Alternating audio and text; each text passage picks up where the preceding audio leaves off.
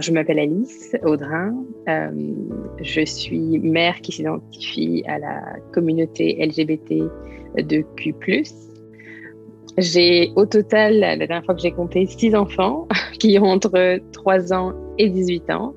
Je suis originaire de la France, mais nous vivons à Ottawa en famille depuis plus de 12 ans.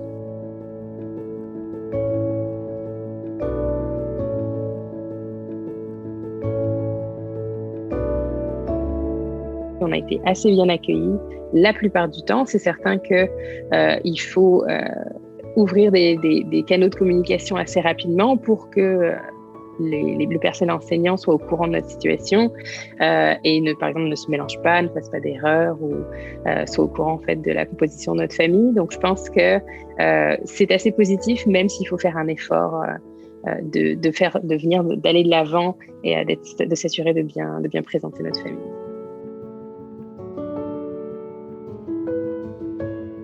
Une fois, notre fille jouait dans la cour de récréation avec une camarade.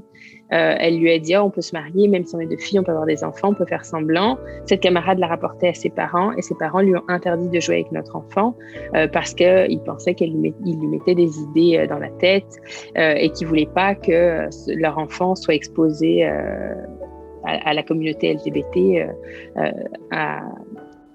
selon eux, un jeune âge. Ça a été adressé par contre par la direction de l'école assez rapidement et c'est certain que c'est une situation qui n'était pas tolérée et qui n'aurait jamais dû arriver. Donc, ça demande aussi une certaine préparation, c'est-à-dire préparer les enfants à la fois à l'ouverture d'esprit, mais aussi à savoir qu'il y a des gens qui ne sont pas aussi ouverts et qu'il faut vraiment équiper nos enfants pour y répondre si jamais ça se présente.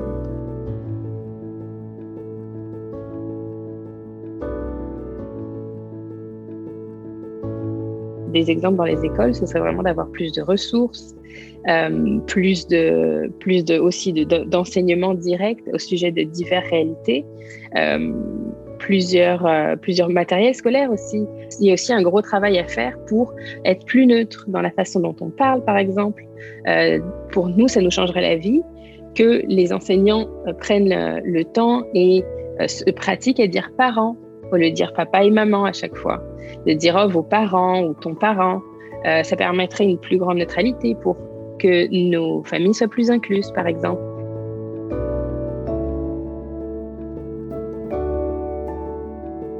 Je pense vraiment il est temps de laisser la place à toutes les identités.